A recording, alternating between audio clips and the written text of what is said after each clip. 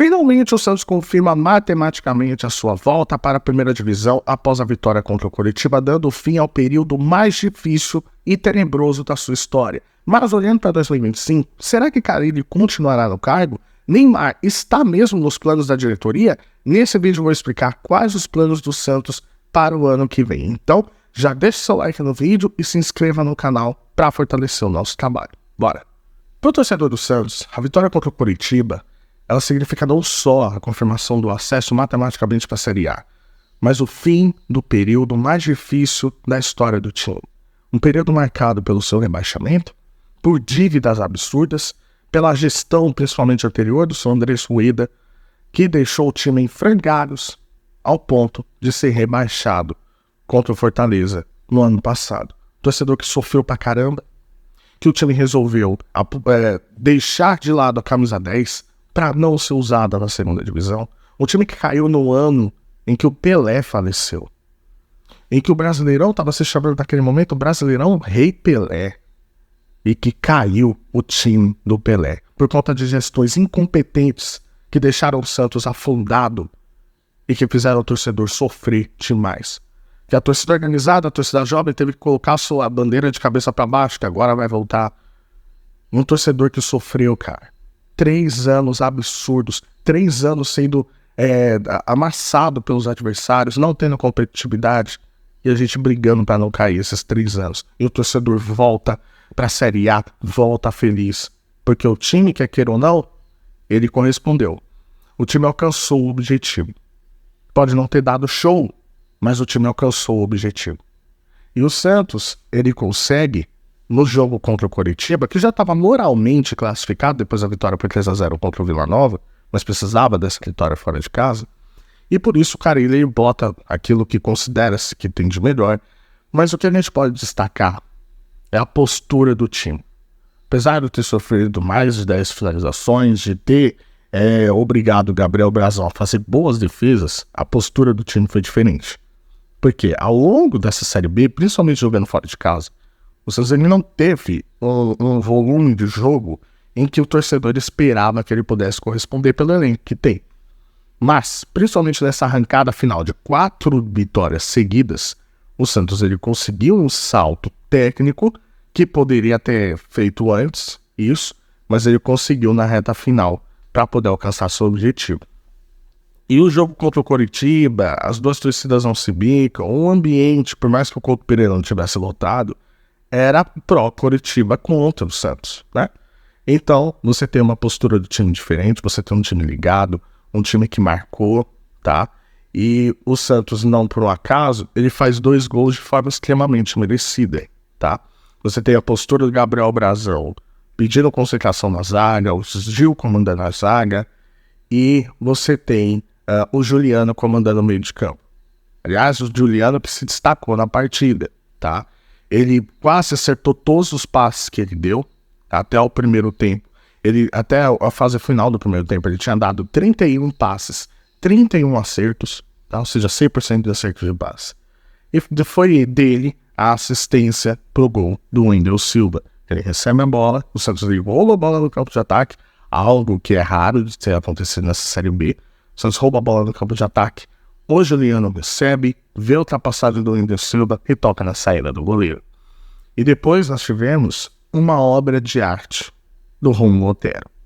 A falta e a distância que ele bateu, ali, a bola fazendo a curva, indo no ângulo do goleiro, cara, isso é para poucos, tá? Isso é para quem assistiu futebol, por exemplo, nos anos 90, lembrar do Neto, lembrar do Marcos Assunção. Então você tem um jogador como esse, que é especialista na batida da bola, que é especialista em bola parada. Esse cara, ele faz a diferença. E como o Otero, ele cresceu na reta final. E não por acaso, o Otero, ele deu um recorde de ser o único jogador desde 2017, somando as edições A e B do Campeonato Brasileiro, a ter pelo menos 3 gols de falta. Ele fez isso em 2017 com o Atlético Mineiro com 4 gols e agora ele tem 3 gols de falta numa mesma edição.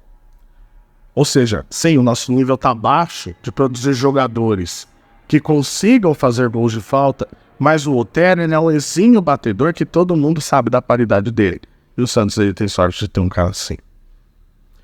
O Santos que ele termina o Campeonato Brasileiro, ainda não terminou, mas até a classificação contra o Coritiba, ele consegue 4 vitórias consecutivas, ele consegue o dobro de gols que sofreu, ou seja, ele marcou o dobro de gols que sofreu, 56 contra 28, tem o melhor ataque, tem uma das melhores defesas, e quer queira ou não, a gente pode dizer sim que o Santos ele fez uma campanha, digamos que segura.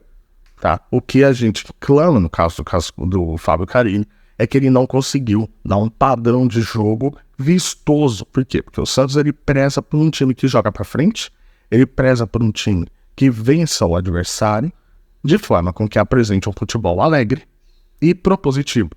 Esse sempre foi o DNA do Santos, um time que ataca, um time que dá show dentro de campo. Isso a gente não viu, um elenco muito melhor e muito superior ao dos outros adversários, mas isso não foi concretizado. O importante é que conseguiu a sua garantia para a Série A e pode ser campeão na próxima rodada. O Santos ele abre 5 pontos para o Mirassol, o Santos tem 68, o Mirassol tem 63, o Novo Horizontino também, e jogando contra o CRB na Vila Belmiro, o Santos ele pode garantir o título da Série B. E por que é importante a gente falar do título? Porque vencendo a Série B, o Santos entra direto na terceira fase da Copa do Brasil. Então é uma Copa do Brasil que a gente sabe que tem times traiçoeiros que podem prejudicar os times grandes, como já fizeram, mas o Santos entrando na terceira fase, ele entra junto com aqueles que jogam a Libertadores, por exemplo. Então é extremamente importante, além de premiação, etc. Só que, o que a gente pode dizer para 2025? Como é que fica o planejamento? A diretoria já falou alguma coisa? 2 coisas a gente pode comentar aqui nesse vídeo.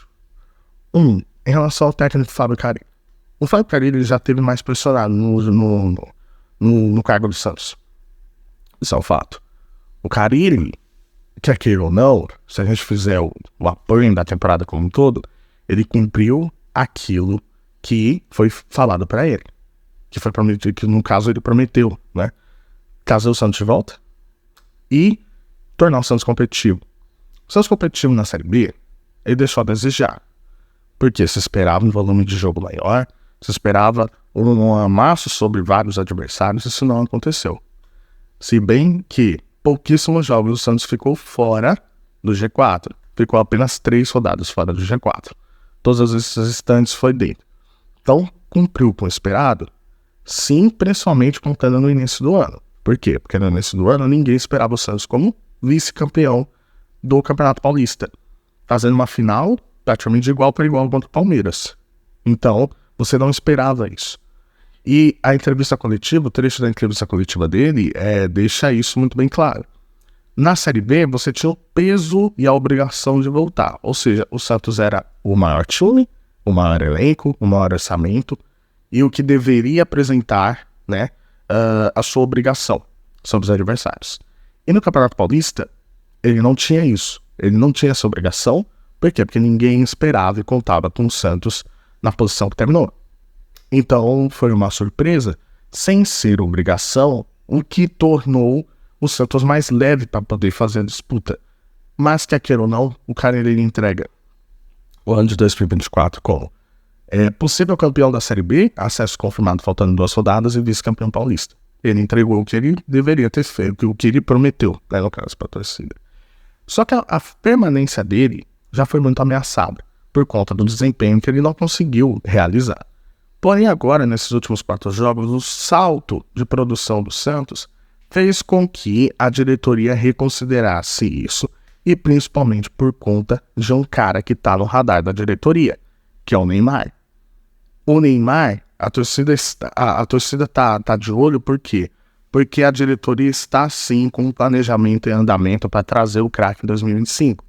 Ao que tudo indica, o que eu expliquei no outro vídeo, que o Al Hilal pode rescindir com o Neymar ainda em janeiro, por conta da lesão, por conta da sua condição física.